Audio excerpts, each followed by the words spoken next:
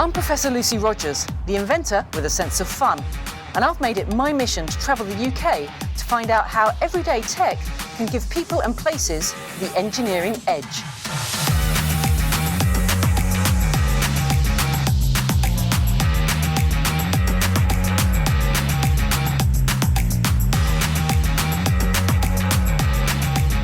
It's early morning and I am in the middle of the Solent. I'm on a car ferry heading to the Isle of Wight. I'd hoped to go over on the hovercraft, but sadly it's passenger only, so I'm on the car ferry heading to one of my favourite places in the world. Welcome to White Lake. The captain of St Clair would like to draw your attention to this important safety announcement. I used to live on the Isle of Wight and it's got a charm of its own. It's relaxed, it's laid back, it's even got its own microclimate where exotic plants thrive. But it's not just the plants that are thriving, there's a hidden tech scene there flourishing. It's also got one of the oldest theme parks in the world, Blackgang Chine, which opened in 1840, and it's still going strong today, thanks in part to its dinosaurs.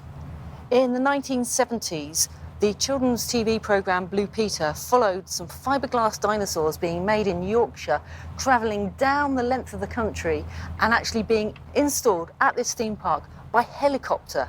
But by 2014, these dinos were looking rather old and dated, so they were upgraded with animatronic versions.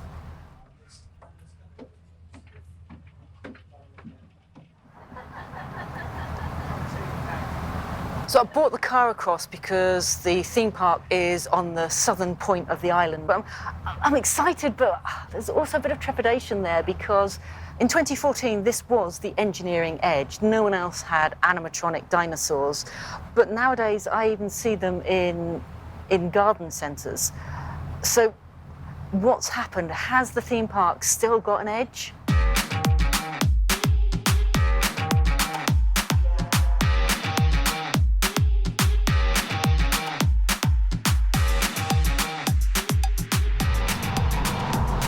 So it's a lovely, lovely day, but then that's what I expect from the Isle of Wight. It is the sunniest place in Britain, and today is just proving that. It's a beautiful summer's day.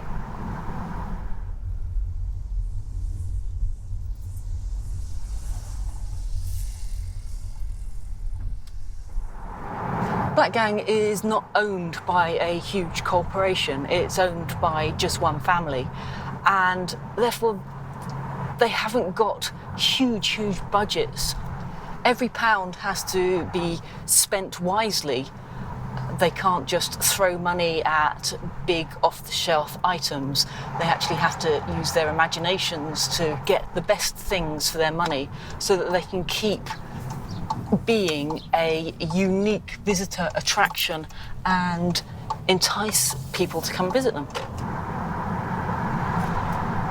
So my big question is, how can the UK's oldest theme park use everyday tech to get an engineering edge?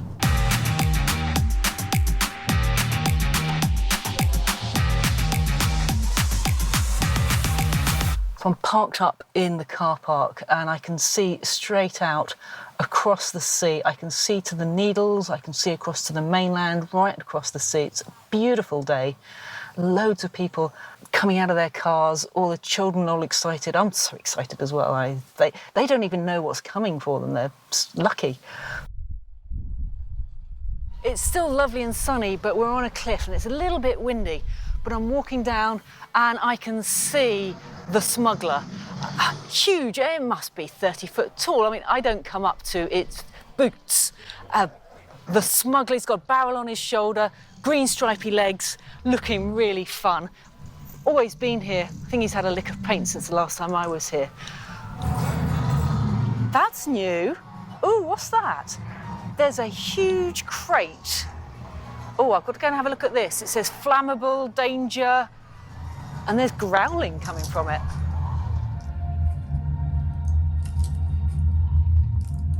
So I'm coming up closer. There's claws hanging over the top of this crate and some really big grumblings coming from inside. I want to see what's in here. Oh my goodness. A dragon has just popped its head over. That would be what the claws are connected to. This purple dragon has just poked its head over the top of the crate and roared at me. Okay, so now that I've seen it come up, I'm recognizing this. This used to be down in the fairy tale world or licorice world or something. It was Dorothy the dragon. So they've obviously reused this dragon, but I bet they've put a Raspberry Pi in here somewhere. I bet, and there's probably a sensor. So I'm curious as to what they've done, but I bet it's a Raspberry Pi.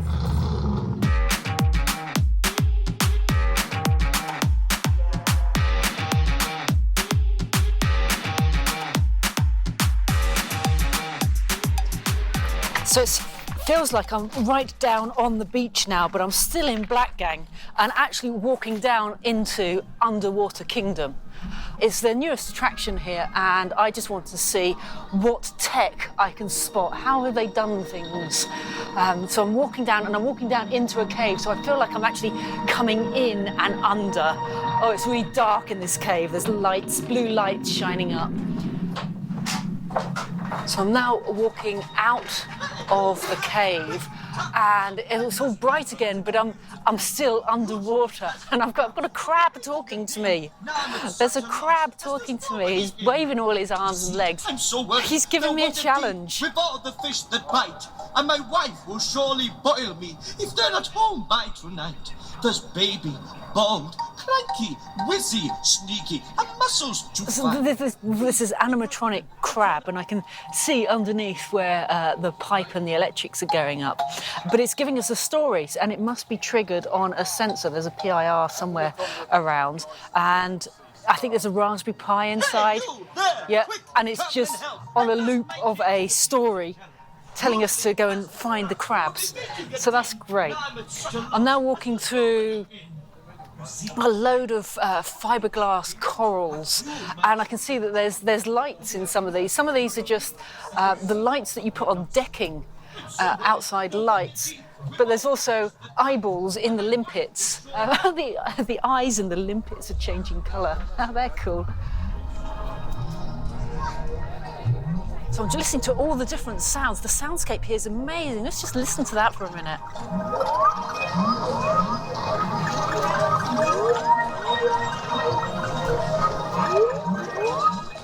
So I'm coming up the hill, and above me, and it's towering above me, is this huge whale. It must be life-size, and its fins are flipping, and its back tail is going up and down. Who dreamed of such a thing? I would have never imagined of doing something like that. I mean, you're swimming with the whales. You're in the sea. It's definitely underwater kingdom. It's not an underwater kingdom that you're looking down on. It's an underwater kingdom that you are in. And to walk under a full-size whale, that takes some thinking about. So this whale is absolutely huge, and it's breathtaking. And it must be using technology in there to flap its fins. What sort of person comes up with that idea? I mean, you imagine saying to some company, oh no, I want an animatronic whale that you can walk underneath it, and we need this huge metal structure so it can be winched up into place. Yeah, that just takes some maverick.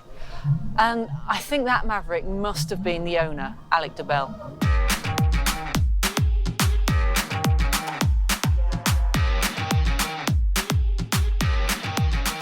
That's a big whale. It is huge. Hey, Alec, great to see you. And you as well, Lucy. Yay! Okay, let's do that more sensibly. Okay, yes, that's a little bit, Yeah. little bit childish. We like childish. We like childish. Childish is good. Childish is what we do. Well, childish is what you do very well. Well, childish is a manner of speaking because people say, how old are you? And I sort of always reply, well, actually, in real terms, age isn't a number, it's a state of mind. And where's your state of mind? My state of mind is still stuck in being a sort of adolescent and exploring ideas and letting my imagination run riot and having great fun. Because after all, if we're not having fun, we've got it wrong. So that's what you've done with the animatronic dinosaurs. I mean, you could have just plonked them down. It is for others to plonk. We like to put them in to landscape around them and to make them come alive as best we can. Yeah. And sometimes we've got to use some old tricks, sometimes we've got to use new tricks, and sometimes we've got to imagine tricks and then try to make them. Such as? Well, such as with the big T-Rex, and we have a big woofer speaker underneath the platform, so when he comes and growls at you, the whole ground shakes with you. Right, yeah. And I remember we had the manufacturer actually came over from China, and he wasn't expecting this, and when it actually growled at him, he gave out a little squeak, which was quite enchanting. What else are you up to? Well, we're up to a lot of things, but we have to bear in mind that we're a small theme park compared with a big theme park. And by small, I mean we have a small number of visitors. We don't have millions of visitors. And yet we're always compared. And you're not owned by a multi-corporation. You're family-owned. Our budgets are minuscule compared with the big guys. However, what we have to produce has to not just compare, but outshine them in a different way. To give a metaphor, that they are running in the 100 meters sprint. We can't run in that race because we're not big enough. Our budgets don't stretch that far. So we have to invent our own race. We have to invent the 66 and a third yard one-legged egg and spoon race because we can win that race because probably we're the only competitor. But it makes us different, and being different is what we have to do. So I can see it in the metaphor. What are you actually doing in real life? Well, beyond the dinosaurs, we are stood here by a very large whale that you can go and walk underneath and actually go swimming with this whale, which is not the sort of normal thing you sort of come to do. Yeah. And that was quite a challenge. It was quite a challenge to get it built. It was quite a challenge to design all the bits and pieces. And there were some complications in getting a very large whale into a very small area. But we managed it. And that's what we have to do. We have to, by necessity, invent and say, this is what we want to do. How are we going to do that? Oh, blimey, we can't afford to do it that way. We need to find another way. So what are you doing next? Well, I'm going to keep my powder dry a little bit there, but we are looking at how we can take the next generation of dinosaurs and bring those forward. But again, we have to be inventive. We have to think differently. We can't just go out there and say, oh, here's umpteen £1 million and do it, because we can't. Yeah. And therefore, we have to think, how do we make it look as though we have, but without doing it? And things like the everyday technology, the Raspberry Pis. Is a Raspberry Pi in the Dragon, isn't it? Yes, yeah. See, I like to work out how you've done things. Well, innovation doesn't just start with what we have to do with the dinosaurs from the customer point of view. Innovation actually also has to be from a maintenance point of view. All right. One of our electronics chaps has come up with this sort of clever notion of putting a Raspberry Pi behind the dinosaur to actually tell us if the dinosaur is working or not. Now, come on, I've seen a lot of things that just don't connect to Wi-Fi or don't work. So I'm going to have to come and see this box for myself. Well, the proof of the pudding, as they say, is always in the eating. But be careful where you go to be eaten.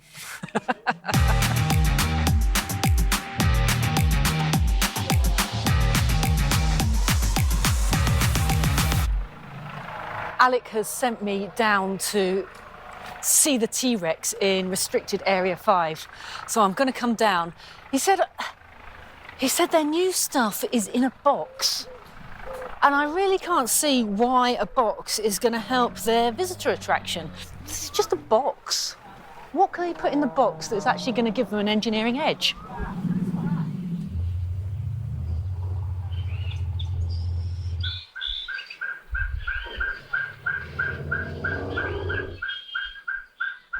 It's a while since I've been here, quite a while since I've been here, and can't really remember all that's going on.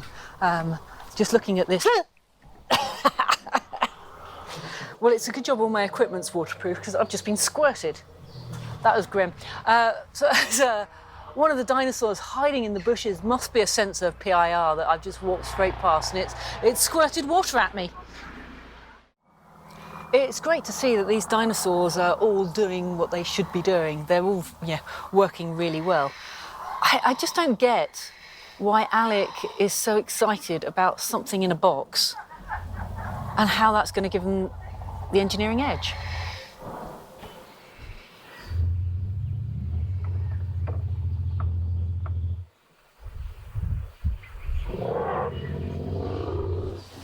I went to the factory in China where these dinosaurs are made.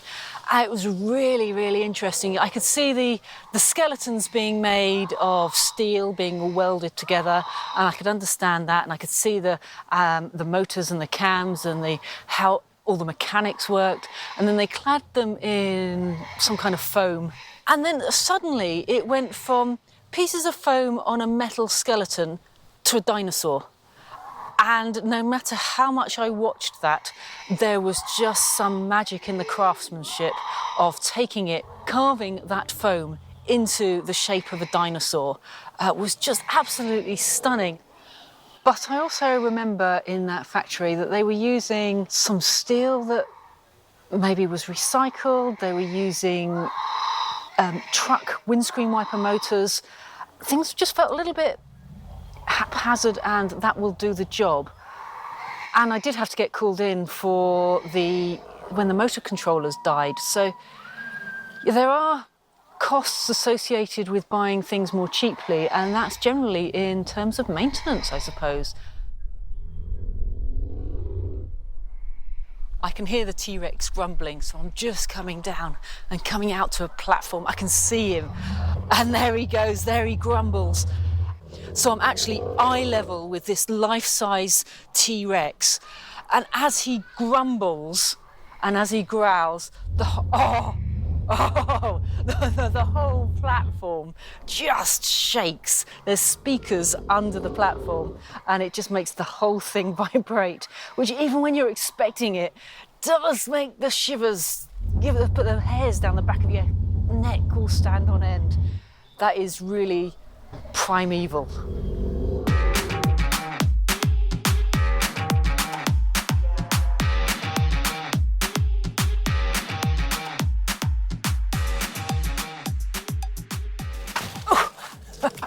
So I've just jumped over the fence and I'm in the restricted area of Area 5. And I'm just having to duck underneath the T-Rex's tail. Actually, it's going to miss my head by a mile. It just feels like it will sideswipe me. So I'm actually walking up behind him. And I've got that sort of nervous feeling that I hope he doesn't turn around and see me. It's really weird. Right, now where's the box? It's over here somewhere. There it is. It's down there. Let's just open this box up.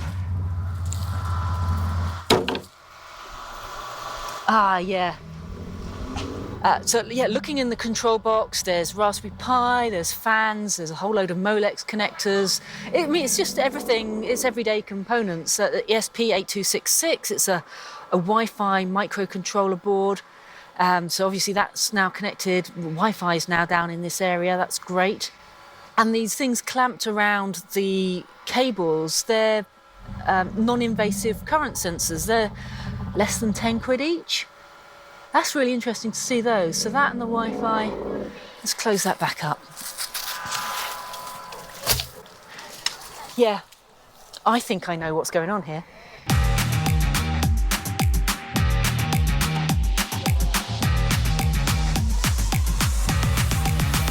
I've just brought myself to a quiet corner here at Blackgang. I'm on the cliff edge overlooking beautiful blue sea and the sandy beach, but I can still hear in the distance the dinosaurs having a bit of a growl. And I've just come to really contemplate what I've seen today.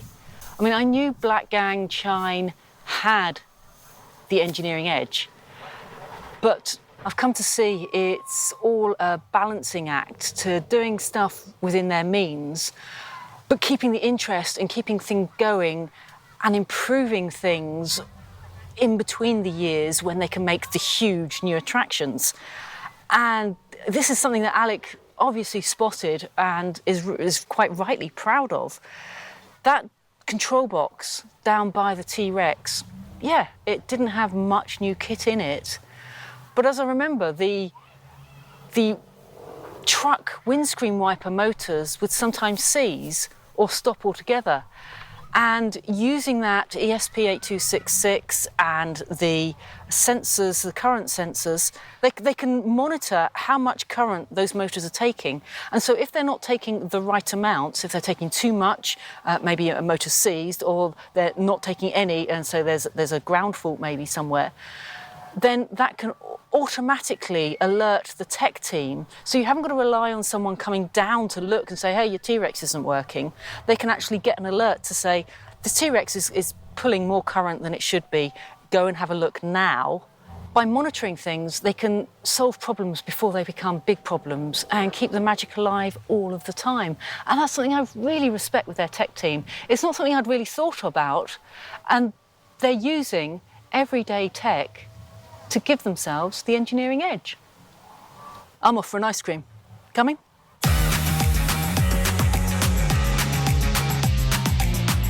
You've been listening to The Engineering Edge with Professor Lucy Rogers, with thanks to Alec DeBell, Claire Ross and the team at Blackgang Chine. The producer and series editor was Dan Page, and it was a Wider the Chicken production for DesignSpark.